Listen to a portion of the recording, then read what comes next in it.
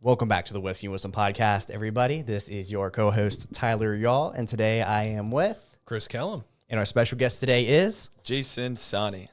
Thank you so much for coming on. I greatly appreciate it. And before we get too far into it, Chris, what wonderful drinks from the Starling are we sipping on today?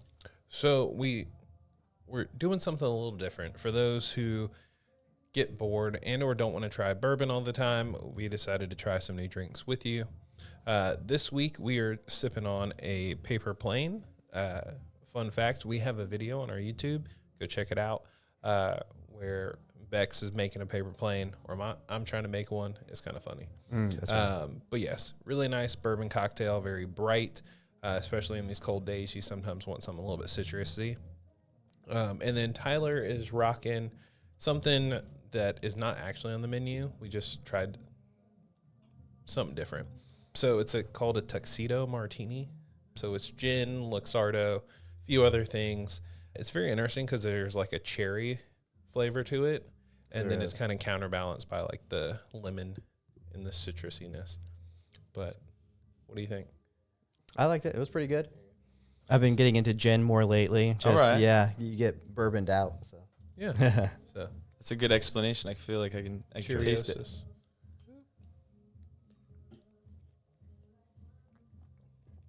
So we're going back to the OG way. So I'm going to try and describe and give you some options and ideas about what the whiskey tastes like or whatever we're drinking, so you can try it on your own.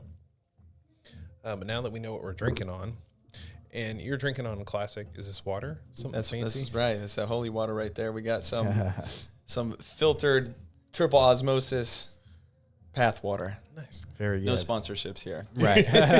We just refill this bottle. It's nice and convenient. Oh, Yeah. I love that. Makes it easy to hold Yeah. on to, bring with you. Keeps Yeah. it cold. Yeah. But yeah, tell us a little bit about yourself.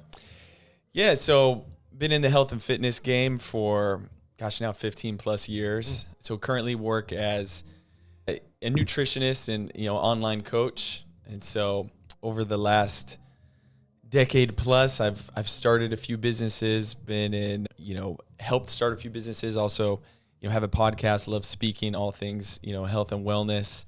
And most recently, before getting back into doing my own solo thing, I was in the gym business, opening up some fitness studios and a small group training that we turned into a fitness concept. Nice.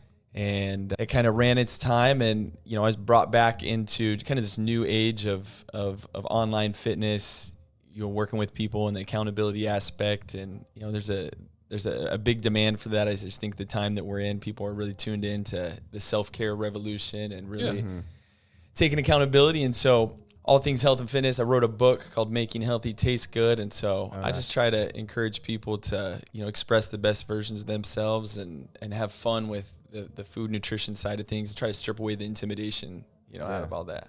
So going way back to like the genesis of it all, Yeah. what made you want to get into the health and fitness space to begin with? Yeah, I think since I was a little kid, I was always obsessed with just the human body, whether it was watching wrestling or sports.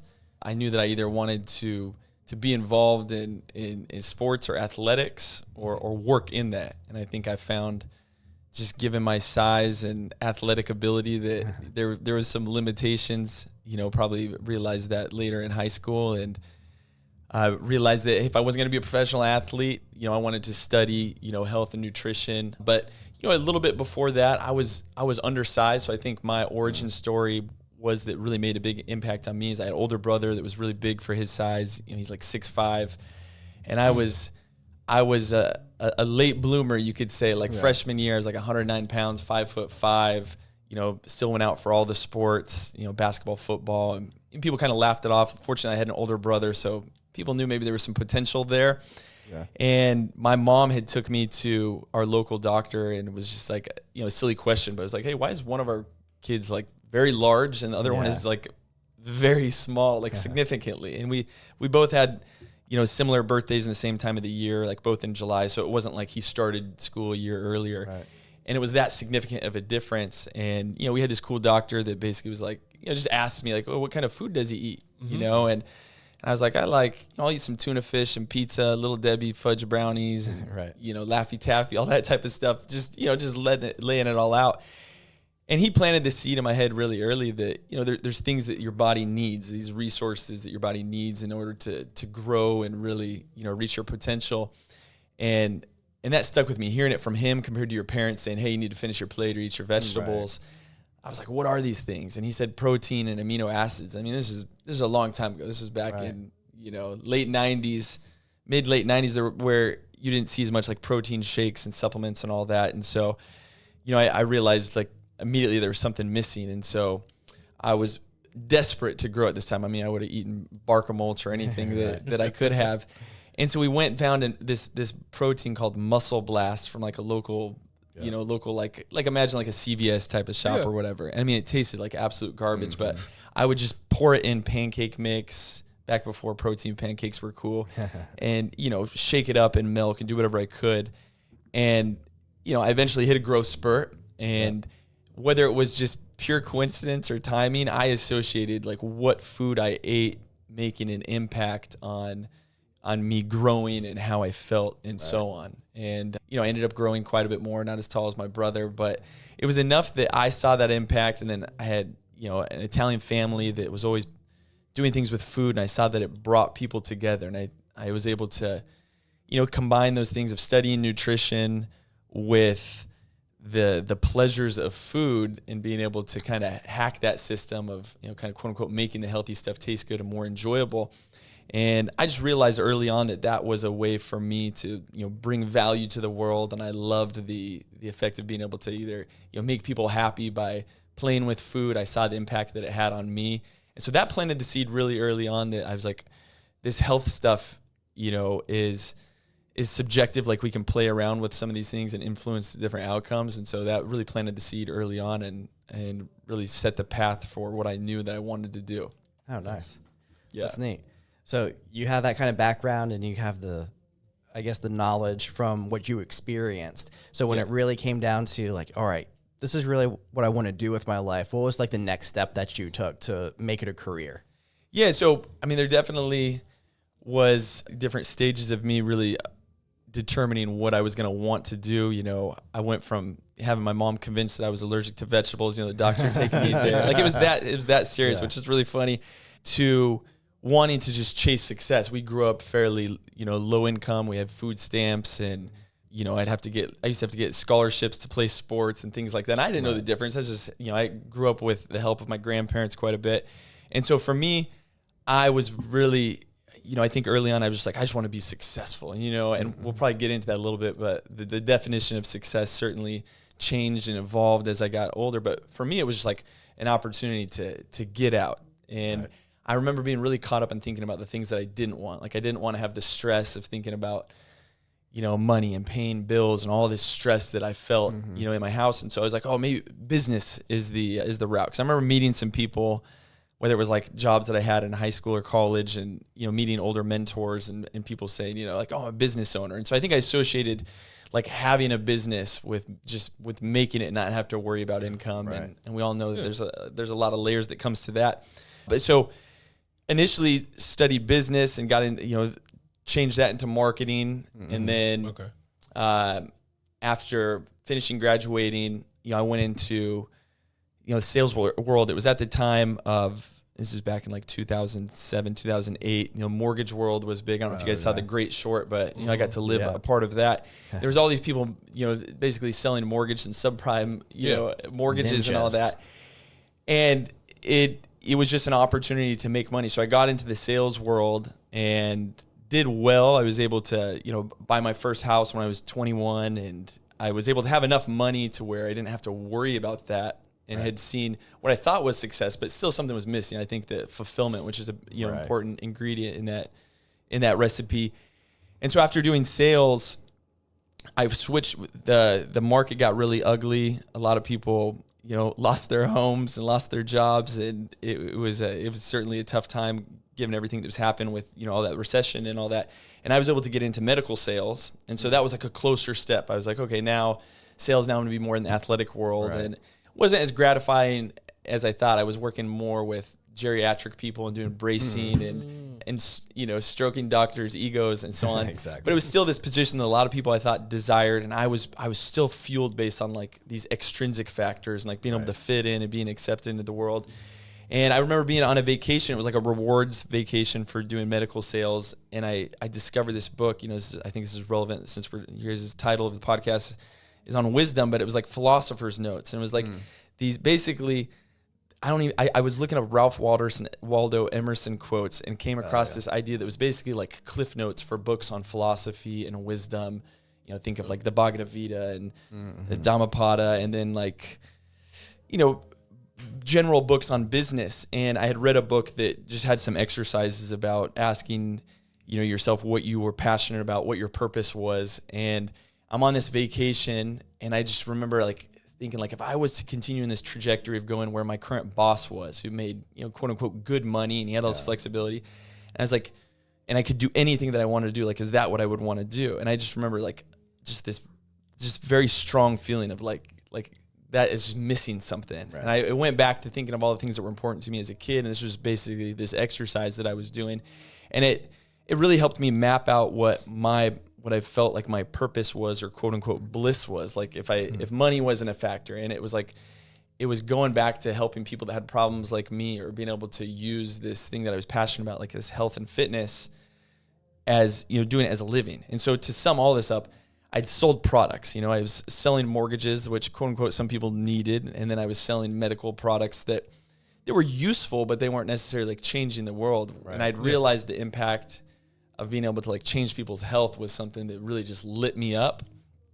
And this was back in close, at this point we're close to 2010. I started a blog back when blogging was big, and got on YouTube. And the timing of that led me into speaking. I went back to school and studied this integrative nutrition program. Oh, yeah. Got all my certifications, and a lot of people thought I was crazy, but I was like, I have to give this a shot. I'm young, like now's the time to do this, and ended up leaving the medical sales, and then, just went all in on the health stuff. Oh yeah. So that was a long-winded answer, but I can certainly zoom in on any of those areas and kind of let you know how I got to where I am now. So when what was the first step when you were like, all right, so I'm done with medical sales? What was the first thing that you kind of went into? Was it opening up gyms? Was it doing it online? Yeah, so I realized I needed experience from working with more people. I'd been giving tips to people, and I think this is a good itch to scratch if you're looking for a side hustle. I realized that I was the guy that people would come to. Maybe in college I was the guy that people would come to if they were looking for like fun things. I was that guy, the plug. But then I also was into health and fitness. So like if people were like, hey, I want to put on some muscle or lose some fat, like I was asked that so much, even when I was in the medical sales role, that I knew I needed to get, some certifications. I needed to get some experience. And so I immediately talked to some of my doctors that I was working with, and they said they would send me clients, that I could do nutrition, quote unquote, protocols prior to like a surgery or whatever. Oh. And then I went and applied at a resort, because I knew that the type of clientele that I thought would pay me enough and that I could learn from would be at this like higher end resort. Okay. And so I applied to be their, fitness trainer and kind of on-call health and fitness concierge. Yeah. That opened up some doors to me teaching, coaching, got me some of my first clients. And then I'd applied at like a local gym doing group training. And I realized early on that I could make more, training clients one-on-one or going to their homes and doing training. That's where my business had started, is building clients that way. And through that, I just tried to deliver the best results possible. My business grew through referrals. I would volunteer to speak everywhere, so if there was like Lululemon fitness events, I would ask to speak after I was speaking at like Whole Foods. I was speaking at like different grocery stores. I would just go volunteer anywhere that people were able to talk health stuff. It was part of this health and nutrition program, this coaching program I did, was like, you just need to get yourself out there. And so, I did well over 100 speaking events that I didn't get paid for, but through that I got experience, learned things, I prepared for all of them. And then I would always, not always, but a lot of times I would meet people and would get clients through that. And it was enough to get some traction. Yeah. Right. And, from there I realized that I wasn't making the type of income that I was making with medical sales. It took a while to replace that. Yeah. And so I looked for like any other side jobs that would allow me to get more experience in the health and wellness field. So I found, a nutrition supplement company, and they weren't hiring, but I said, hey, you guys have a cool product. Could I help help you guys get more presence online, doing marketing with your product, talk about it, help, be quote unquote like a spokesperson for that. Yeah. That opened up opportunities. And so I was just desperate to get experience, and I was going around, just asking how I could be of service and providing value that way. The original influencer.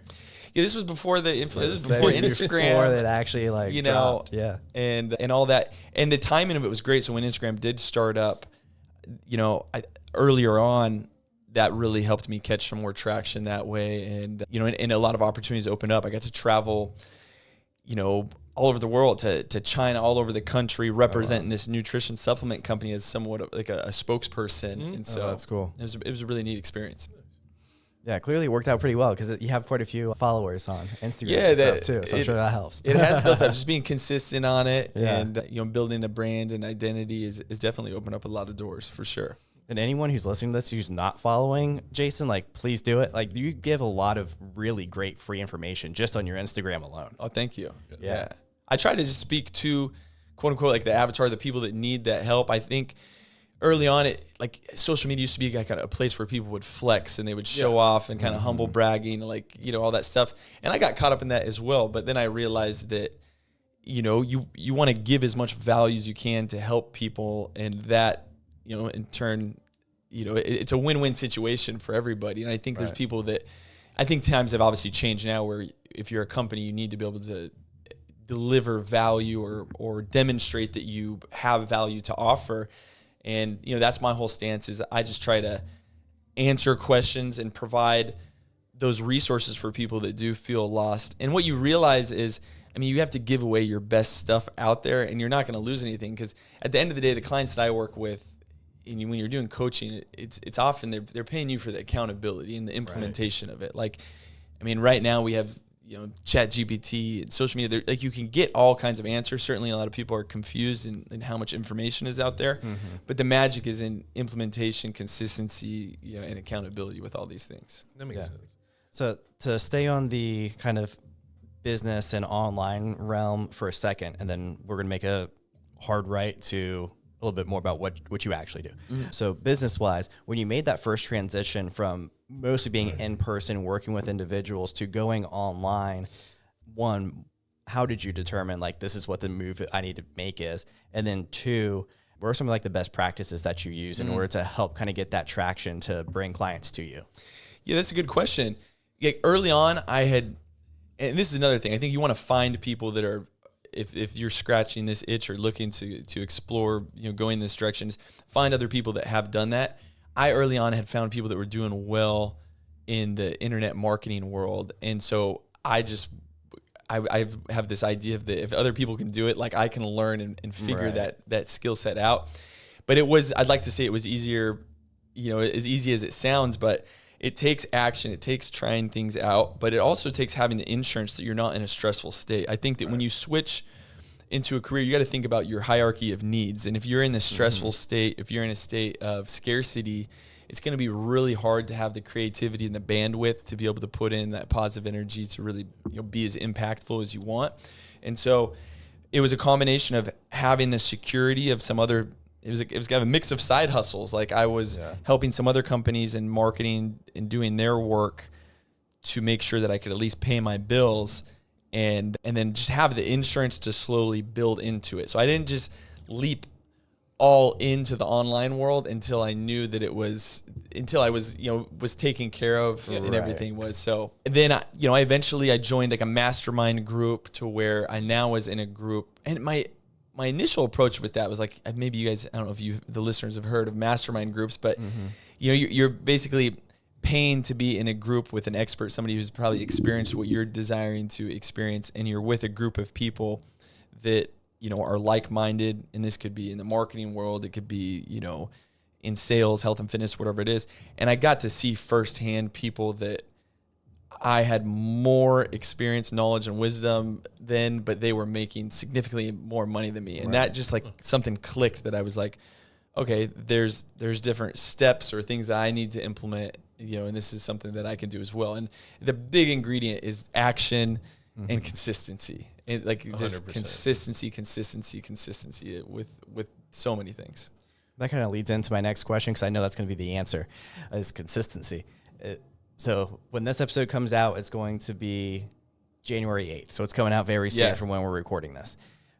There's a lot of people that made their New Year's resolutions. I'm sure a lot of them has something to do with health, fitness, nutrition, whatever that may be.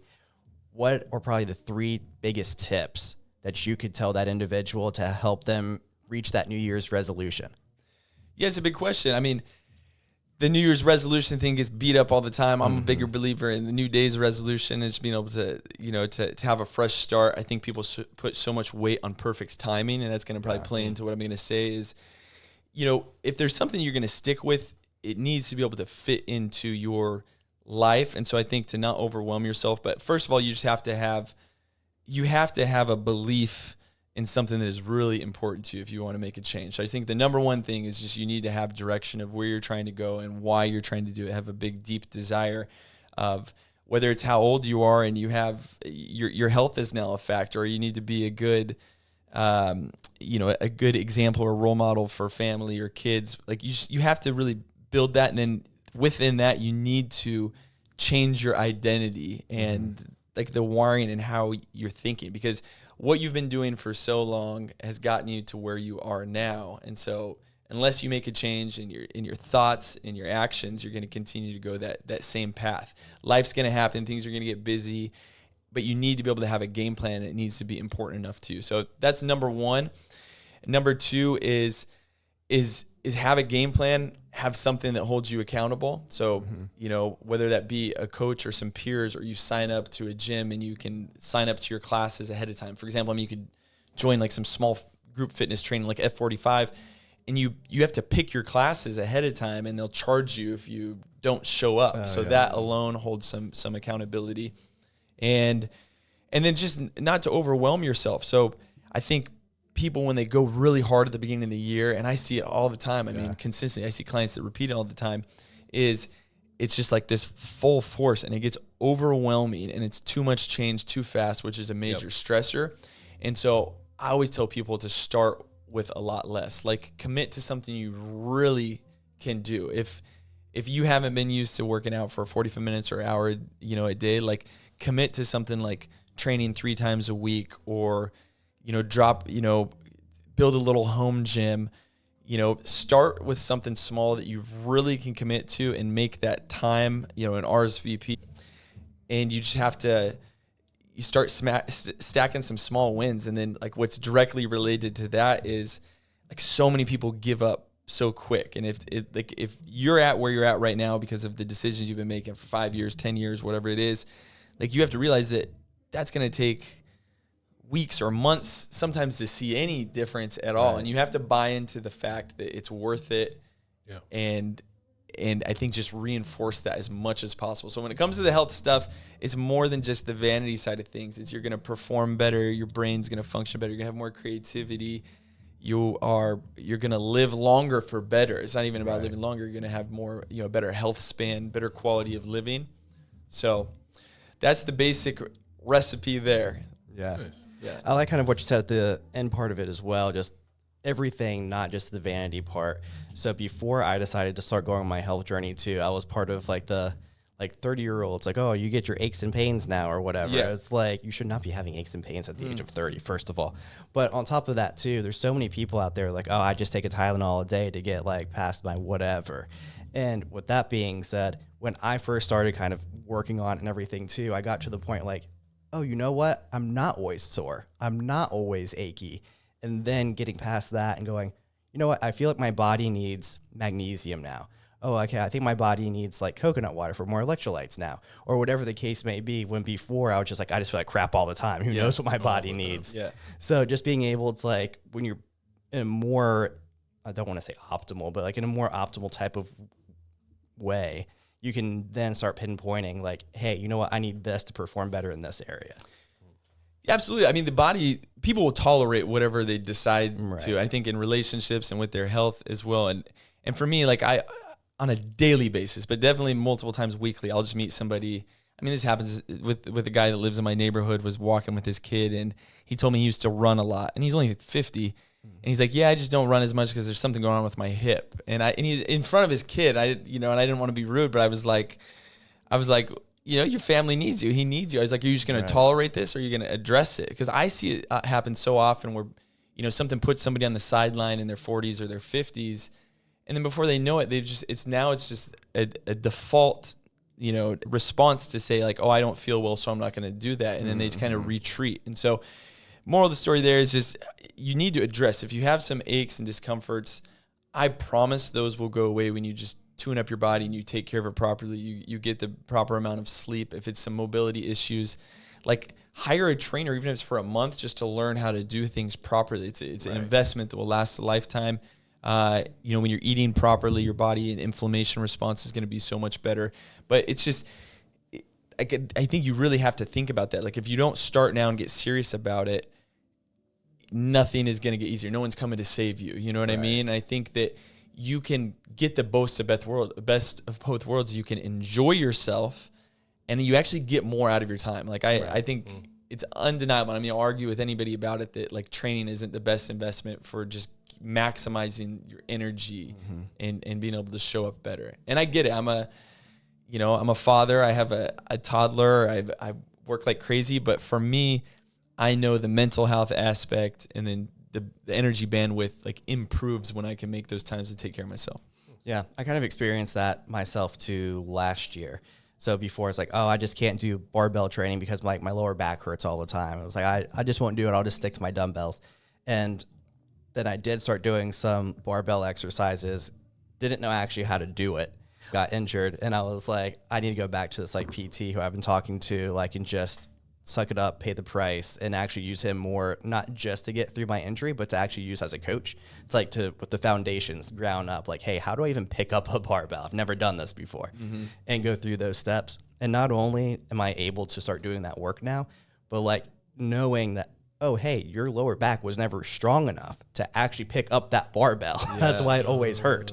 So I thought that was really interesting. So I was like, oh, I thought I'm in good shape. I have abs. I have decent sized biceps. I must be in good shape. And he's like, well, but that part isn't. Yeah. So I thought that was interesting. And I want to touch on something really quick there. Movements are a skill. Like so many things are a skill. I think happiness is a skill. I think that business, there's your business skills and all kinds of things, but like, especially when it comes to movements, like you can't expect, if you're going to go try to surf or anything like that, you can't expect to be, that, efficient or proficient at that initially. And I think we need to treat things like a skill.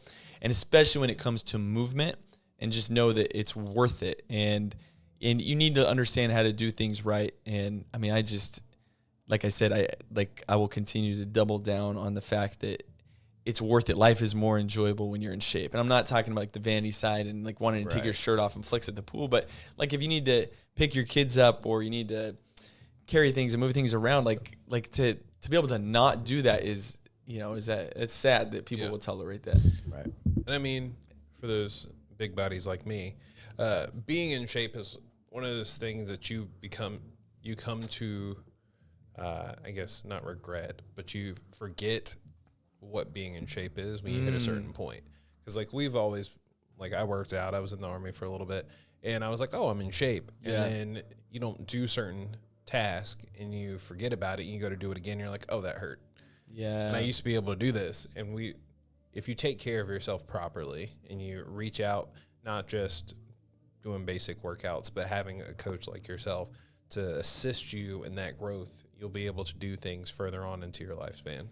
Yeah, I do. I think people take that for granted. And then they think like, oh, once I was in shape, and that story is just so pitiful and sad. I still see people on a regular basis like, oh, when I was your age, I was in your shape. And I'm 39, and I did an Ironman last year, and I was like, I don't think you were doing that type of thing. And not to be a butthead or anything, but my point is like what good does that do to be Uncle Rico and talk about all the things that you used to do? And I do want to also say that, I have this idea about like getting addicted to feeling good. Like I've had periods in my life where things were just a blur, and I had a lot of stress in my life, and I had aches and pains, and I wasn't prioritizing that as much. And I thought that like it was just an age thing, you know what I mean? I remember my back was bothering me. I was like, I should stop doing barbell work. But when I started prioritizing, got back into, doing things right. And I really prioritized my mobility and how I felt. Like, I don't even think about back pain anymore. And like I said, I'm going to be 40 soon. And I feel like I'm so much more in tune with my body now than when I was like my mid to late 20s, maybe if you want to call that your prime, just because I know how to diagnose discomfort, whether there's digestive issues or pain. And so I guess where I'm going with all this is like, my challenge to the listeners is just be curious. And, I suggest be fascinated, but be curious at a minimum with your body and what it can do, and know that, within a few months, your body could be responding and feeling completely different. And here's just a quick example. Like if I get a client and help them just have more of a balance with that they're eating, and they're putting cleaner fuel in and they're feeling better, and then a few weeks goes by and then they have some garbage processed food or whatever for a couple of days, maybe they go and like they're going to feel the difference, whereas their body had adapted to kind of running at this lower energy level for a while. So most people, you need to see what it feels like to really feel good, to wake up with energy in the morning, to sleep good, to feel good. And you can accomplish that with 2 to 3 good weeks of being consistent. Yeah. Something that you talked about earlier about marketing, going to the mastermind and like seeing these people like, hey, you know what? If I do these things, I can end up like that too. Yeah. That's kind of what helped me get on my like fitness journey as well, because I saw like Ed Milet, who's in his 60s. And he's jacked and huge and stuff. And I was like, shoot, if he's 60 and he can look like that, like he's a high performer too. Right. Yeah. Like, and he does a lot of stuff all the time. Yeah. In multiple businesses. I'm like, if he can keep up with all of that and still find time to work out and look the way that he does at 60, like I have no excuse.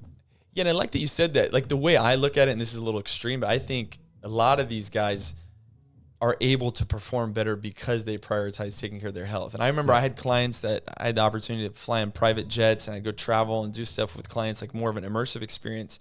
And I was such a curious kid where I would ask, I was spoiled because some of my clients, they were paying me to come to their house and do traveling things. Yet I was able to ask them questions that people couldn't interview some of these people, like CEOs and executives.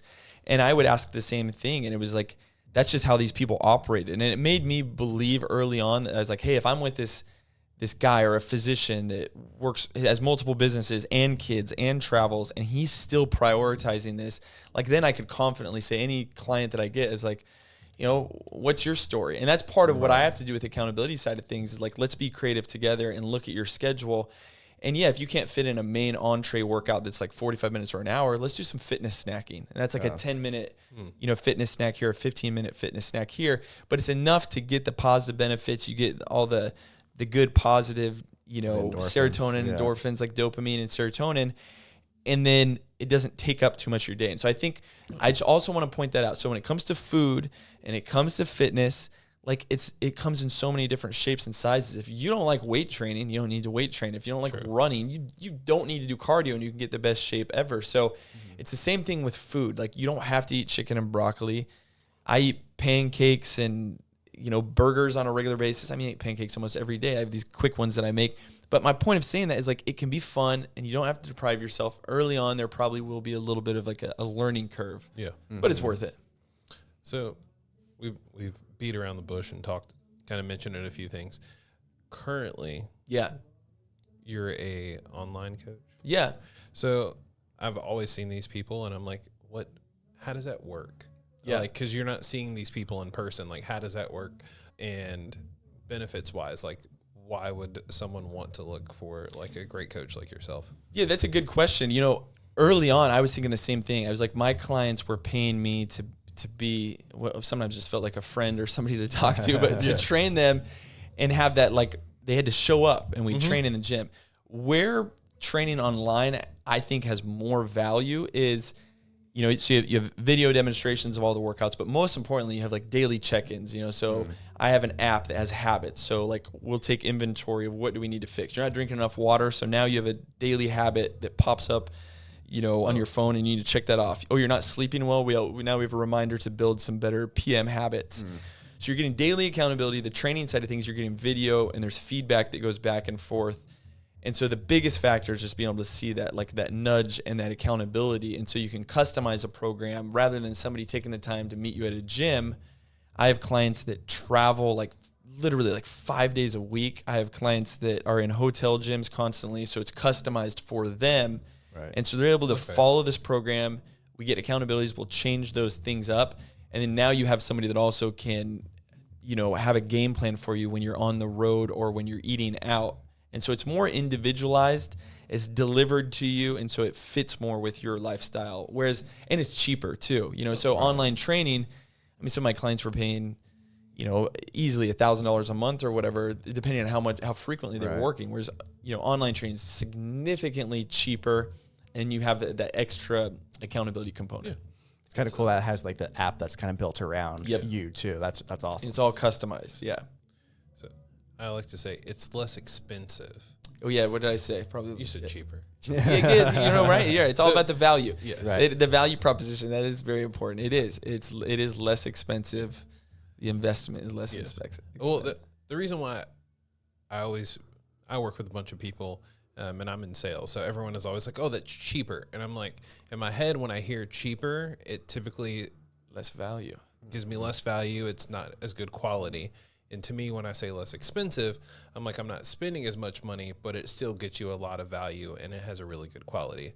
And I think because you have, like we mentioned earlier, like you have a lot of background in this space, and you have certs. You've been doing this for a long time, so you're not going to be that guy like some people I know who are going to charge you a couple $100 for like 1 hour of time. And then they're like, oh, I didn't get anything out of this. Yeah. Like you have the experience and you have grown, and you're a person who you can trust with like your experience and your time. Yeah. I like that you say it. And then the motivation for me as well is like, I truly want to make a bigger impact. And I realize by training online, I can serve way more people than I could online and be able to deliver that value. Sure. And I can see, so much more, results spread out, so I feel like I get the depth and the width with that as well. Nice. Yeah, that's neat.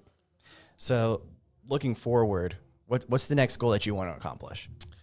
Building a team, I think expanding what I'm doing. I have more of like a holistic approach of doing things more of a natural health approach and getting people to raise their standards with their health. I would like to eventually host, starting out probably like, semi-annually, like retreats, do more immersive experience, and then eventually get to where it's like doing quarterly retreats where I would partner up with, maybe some medical practitioners, and we would do, lab work, and you'd immerse yourself in just better quality habits. Maybe we'd bring you out, you'd have like a little beach trip. I've done some of those in the past, but I feel like I love that part. That's the part that I sometimes am missing, is being around people constantly. Yeah. And just about making it more of an experience that way. So growing the brand. Oh, I like that idea. Like we had the owners of Clean Eats on. Oh, very cool. Yeah. Last year. And I love that they do this yearly where they do a retreat where they bring people out here. Yep. And I've wished more companies did that, because I don't think people realize getting outside and just being with other people in a like-minded space definitely gets you in a different frequency, like a different mindset.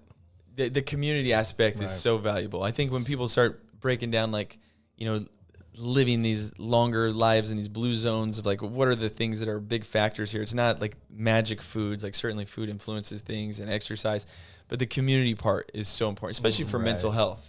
So I have a podcast as well with some buddies of mine, and it's called The Manhood Experiment, where we talk a lot about mental health, and like the community side of things is so crucial and important. And so like any opportunity, because sometimes we take it for granted, like maybe you guys have a good friend network and you have some good buddies and you have people to talk to, but like I've experienced firsthand, especially online where people reach out a lot, there's a lot of people that don't. And so they hold a lot in. I feel like there's a lot of people that are, suffering and they don't have that soundboard or anybody to create a feedback loop with. Like that. That's a good point. Yeah. Yep. Sorry, I'm like processing through all the things. Yeah. So with your current style, you've moved here to Wilmington and you like your podcast. Yeah. What is something locally that you'd love to like start up, or what can our podcast listeners do to kind of support you?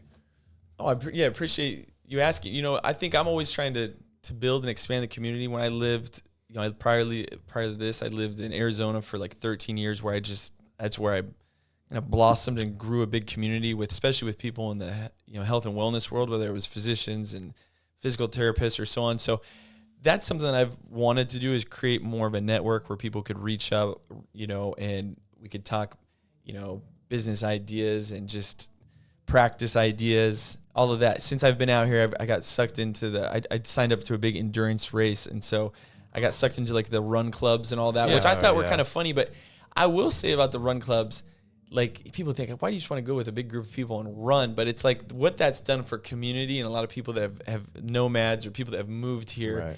I've just seen people build really cool, social groups for that. So I like the idea of being a part of something like that brings the health and wellness world and can grow that way. So whether it's just like, a social gathering or some sort of social group like that meets up to hold people to a higher standard. Yep. And I would like to either help lead something like that or get involved with that. Yeah. Yeah. I think I never thought about it for like years. And I go back and I'm like, that was one of the good things that the Army does, is like they force you to do group running. And when I'm by myself, I'm like, okay, I'm running at whatever pace I feel like setting. But when you're in a group, you're mentally, I don't know anybody but myself, but anytime I'm with a group of people, I'm competing with them. Even subconsciously, I'm like, okay, well, this person's coming up on my tail. I need to speed up a little bit, or I don't want to be the last person to finish. And you're always pushing yourself a little bit harder versus, oh, hey, I'm just running by myself on a treadmill, or I'm outside and there's no one around. Yeah, even if you're not a competitive person, I think there's been research that shows just like when you see peers do it, it helps you believe that you can do it more. Because think about this. Let's say there's a group of 10 people running. Chances are there's somebody out of that group that's tired and wants to stop or take a break, but they're looking around and think like, well, nobody else is taking a break, so I'm going to push myself. So just from the fact that I think that it does get people to buy in more, and then there is, out of that same group of 10, there's probably a couple people that are competitive and want to be towards the front of the pack. So the community side of things is really powerful. And so that's why accountability, if you just sign up to a group training class or whatever, sometimes that's enough. Because I have taught group training in the past, and I remember hearing people that didn't have big friend networks say that was the highlight of their day, was coming in to do CrossFit or whatever. Yeah. Right. And you saw it, like, because you're getting all those endorphins, and then you get to talk with somewhat like-minded people that at least are prioritizing and valuing, health. And sometimes there's love connections, and sometimes there's, business ideas. But one thing is certain, like if your brain is stuck or you feel like you're at a plateau, like just move your body, and you don't even have to go for a run, but just going out and walking. I think everybody can agree that, that's going to help some creativity flow. Just get some juices, some blood flow flowing. And so if you can create some habits that have that, I think that, a lot more is going to show up. And I think that also, I'll tie that into like one of the big 3 things. Don't overwhelm yourself. If you're not training right now, just start walking, and I think that now it's starting to become trendy again, but like whether it's getting steps or, 10-minute walk after meals helps your blood sugar, but just walking more is the greatest place to start. You don't have to go out and run if you don't feel comfortable. Like maybe that's too stressful for you. So walking is so underrated. I like that. That was one of the biggest things that I noticed too, is I used to do a walk in the morning. I do it now, but I started doing like a walk in the morning every morning for years. And then I stopped doing it for time, quote unquote, time's sake. And that I noticed I just wasn't feeling as good or as sharp in the mornings. And I was like, I wonder if it was from that walk. So I started doing that again and started feeling better. And I was like, it was the walk. And I wasn't even like doing anything strenuous. I wasn't going on like huge runs or anything. It was literally just a 30-minute walk. All right, so I'll give you guys some magic here. So I have clients that pay me, quite a few of them, and one of the main things that I have people do is just, and I get to hold them accountable, is like I'll give them a step goal, which we've probably heard, whether it's 8,000 steps or 10,000 steps. But one of the best things that I get feedback from is I have people go on a 10-minute walk after their main meals, and we've heard that a lot. But when you make a habit of being on your feet, no matter what you eat, it tends to help with digestion. It's going to help you feel lighter. It's less likely you're going to get that like blood sugar crash right after your meal. And then science shows that it lowers your postprandial blood sugar. So you get a blood sugar spike after you eat. Yeah. Well, when you walk, that helps regulate that and keep that more balanced out. So it's less likely you get that big peak where you go up and come back down. And so whether it's a walk in the morning like you're doing, and then you make the habit of just like, I call it OTMs, opportunities to move, you know, and those can be really small. It's taking the stairs, it's parking further away, and it's associating when I move, I feel better type of thing. And if you make a habit, most of us are not moving as much as we should be. It's just such a significant difference that you can do. And so it's a massive needle mover when I just have that as the accountability tool for people, is just measuring how much you're walking throughout the day. Oh yeah. Nice. My coworkers will definitely let you know too that like I walk a lot. Unfortunately, I do it more reactively than proactively. Yep. It's usually at the point where I'm frustrated or I can't get past like a mental block. And I'm like, I'm just going to go on a walk. And then I like turn my computer off and I go on like a 15-minute walk. What I probably should be doing is setting a timer, because it's usually around the same time, and set that like 30 minutes earlier and go ahead and just knock it out before that, before the frustration. Yeah. But it's quickly on that. So when we're walking, we tend to breathe better. And when we're sitting at a desk, we're staring at a computer, we tend to be more in our like sympathetic, you know, like state where that's your fight or flight or freeze. Think about that. It's a shallow breath. We tend to be like, we're staring at a screen, we're thinking. Well, when you walk, you're more likely to diaphragmatic breathe. You're going to breathe out of your nose. You're going to breathe into your belly. And that naturally, just a byproduct of that, is going to be stress relieving. You know, we all experience stress, but that's one of the first things I do with all my clients is I have to like look at their general stress load. And if, you know, I have clients that have newborn kids, and it's like, well, you can only control so much with how much sleep you're going to get. Yeah. Let's maximize and control all the controllables that we can. So let's get the best quality sleep that we can get. And then let's reduce any other stressors. And you're going to find that that is going to help. Same thing with the bandwidth of your energy. It's going to free up more energy as well. That's great. So one of my last questions for you, you kind of pointed at this earlier, success. Yeah. Because you got a family, you got a nice business, and you are looking at growth for your business. Yeah. But what is a short-term success for you? What is a short-term success?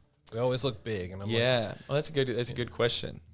So I think first of all, I think success is part of success is having peace of mind, and part of it is having fulfillment. You know, for me, I think I do have some numerical goals. I was trying to replace, you know, what I was doing in the corporate world before, you know, currently. So I think there is a certain amount of income that allows me to have more freedom, or my family to have more freedom. So I have I think a number of how many clients that I want to serve and be able to make an impact. So I think that's my immediate version of success, especially like investing in a group to help, you know, train and grow my skill set. I feel like the missing part of that is the deliverables of the daily actions and all the things. So I know what I need to do. For me, success is showing up and being consistent on those deliverables to be able to get enough clients to make that type of impact to get that return. So nice.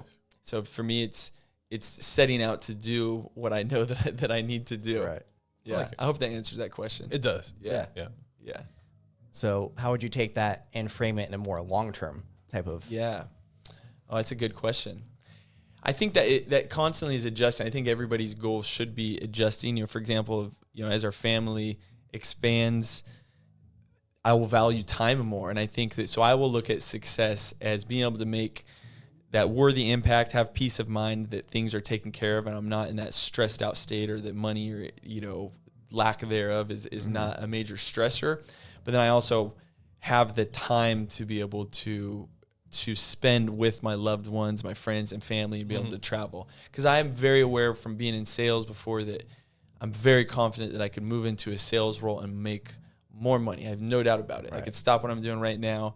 But the trade-off for that would be me sacrificing that feeling of fulfillment, that feeling of peace of mind to make money. So long-term success is having more time that I can control and do with what I can. And to me, that's real wealth, is being able to have the time to do the things that you want to do. Yeah. And I think that we all can, if we plan appropriately, reverse engineer, and figure out whatever it takes and do that work. Yeah.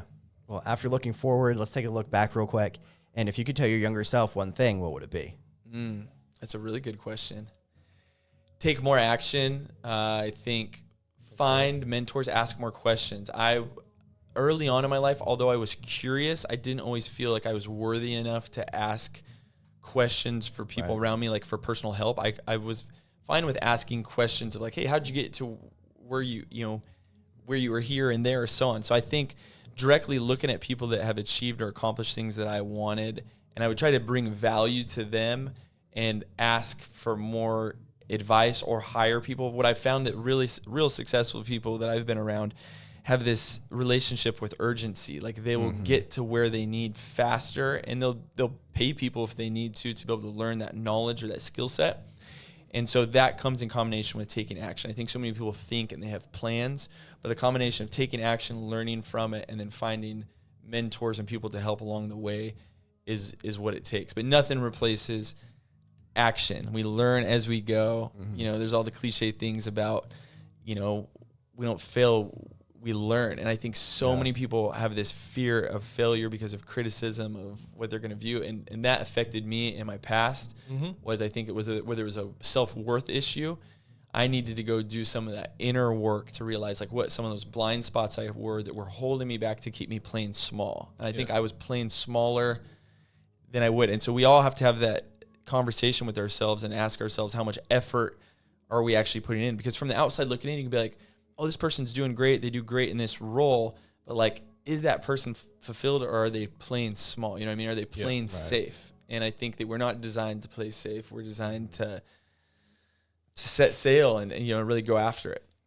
Yeah, I love it. Very good. I can sympathize with that a lot too, because that was one of mine that I talked about as well when someone was talking to me in a different interview. They asked me the same question, because that's what I ask everyone. And, that's a good question. Yeah, and my very similar answer was dream bigger.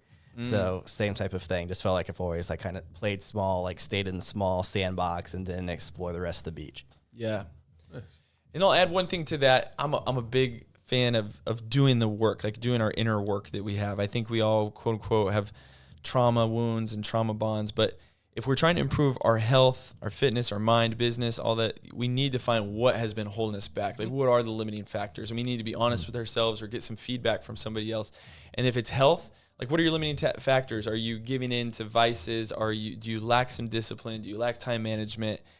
Do you lack the belief that you can do that? And same thing with your health or relationships. So I think that there is a story inside. You need to go and do some of that work to maybe clear out some subconscious beliefs that maybe have your conditioning thinking that you are limited, because we've noticed that people will go and set out to do something, but they'll continue to play the cycle over until they've, cleared out some of that work. So I'm a big fan of exploring and doing that inner work and really discover what is holding you back. Yes. So in general, where can people find you? Listen to your podcast, support you. Yeah, if you look up my name, it's Jason Sani. Last name's Sani. I mean, that's my website, and that's what I am on all the social media channels. We have a podcast called The Manhood Experiment, just like it sounds. So it's on devices. So I got two other co-hosts, and we talk men's health, vulnerability, kind of create a platform for to talk all things business, health related type of stuff that we have a lot of fun with. So nice. That's about it. But if I can be a resource anyway, I have a book called Making Healthy Taste Good that you can order on Amazon. But if I can be a resource and answer any questions for people, I love connecting and interacting with people anytime I can. That's awesome. Appreciate you coming on. I really appreciate you coming in, taking some time out of your Sunday afternoon and coming on in. It was fun to be here. Thanks. Yeah, Thanks for having me, guys. Tyler, Great to connect. Do you like your drink? Oh yeah, it was very good. I've never had it before, so it was a good change. You got any notes on it, flavor wise? You don't want to ask me that. There's gin in it. Yeah. If you were like, you've been doing this long enough, you should know what kind of. I'm like, I know if I like it. It's a running joke. But yeah, check it out. If you guys haven't realized, we are at the Starling. Shout out to the Starling Darlings. Sweet spot. And we'll catch you guys in the next one. Awesome. Cheers. Thank you.